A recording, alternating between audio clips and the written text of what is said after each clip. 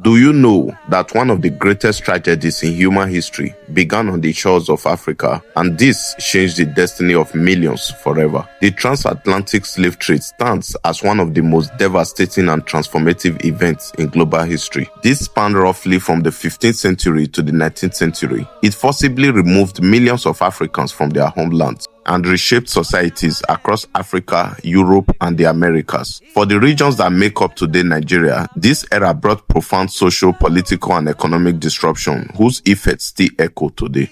The root of the transatlantic slave trade can be traced to the expansion of European maritime powers, particularly Portugal in the mid-1400s. Portuguese explorers seeking trade routes and wealth along the West African coast initially engaged in commerce involving gold, ivory, and pepper. However, the discovery of the America and the rise of plantation economies, especially sugar plantations in Brazil and Caribbean, the demand for labor surged dramatically. Indigenous populations in the America declined rapidly due to disease and harsh conditions, prompting European powers to turn to Africa as a source of enslaved labor. Soon, other European nations, including Spain, Britain, France, and the Netherlands, joined the trade, establishing forts and trading posts along the West African coast. The transatlantic slave trade functioned within a larger economic framework known as the triangular trade. From Europe to Africa, European merchants transported manufactured goods, guns, textiles, alcohol to Africa coastal markets. From Africa to the Americas, in what is known as the Middle Passage,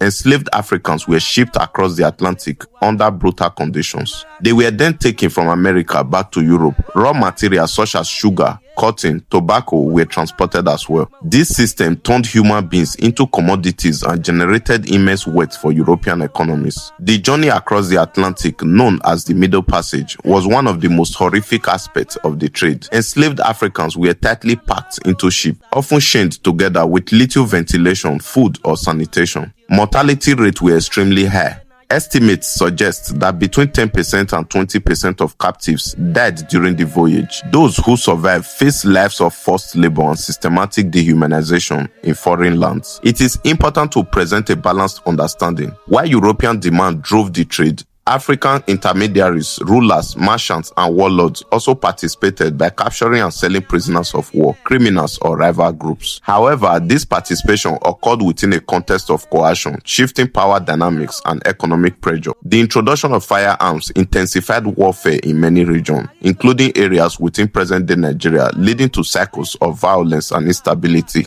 The region now known as Nigeria became one of the most active zones in the transatlantic slave trade. Badagry in present-day Lagos State became one of the most prominent slave ports, featuring the point of no return, where captives were taken into ships. Places like Bonny and Braz in the Niger Delta were controlled by powerful trading houses that dealt extensively with European merchants. Calabar in Cross River became a major export center linked to the Efik traders. These coastal hubs connected inland regions to global markets, often through complex trade routes and intermediaries. The impact on Nigerian society was devastating. Millions of people were taken from West Africa, significantly reducing population, growth, and labor capacity. The demand for slaves encouraged warfare and raids, leading to political instability as kingdoms and communities were destabilized or destroyed. Economically, many regions became dependent on slave trading instead of developing diversified economies. Culturally, families were torn apart, traditions were interrupted, and entire communities were displaced. Yet, despite the brutality, enslaved Africans carried their cultures with them. Across the America, elements of African identity survived and evolved through music, religion, language patterns, food, and folklore. Today, people of African descent in Brazil, in Caribbean, the United States continue to trace their ancestry to regions like present-day Nigeria. By the late 18th and early 19th century, opposition to the slave trade grew, especially in Britain. In 1807, Britain abolished the slave trade. The Royal Navy began patrolling the West Africa coast to suppress illegal trading. However, the trade did not end immediately. Illegal slave trading continued for decades, even as legitimate commerce such as palm oil and peanuts gradually replaced it. The consequences of transatlantic slave trade remain visible today. In Africa and Nigeria, it has contributed to weak political institutions, economic underdevelopment, and lingering mistrust and fragmentation. Globally, it led to the formation of the African diaspora, racial hierarchies, and systematic inequalities, while also influencing modern global culture through African heritage. Today, sites such as as the Badagry slave route,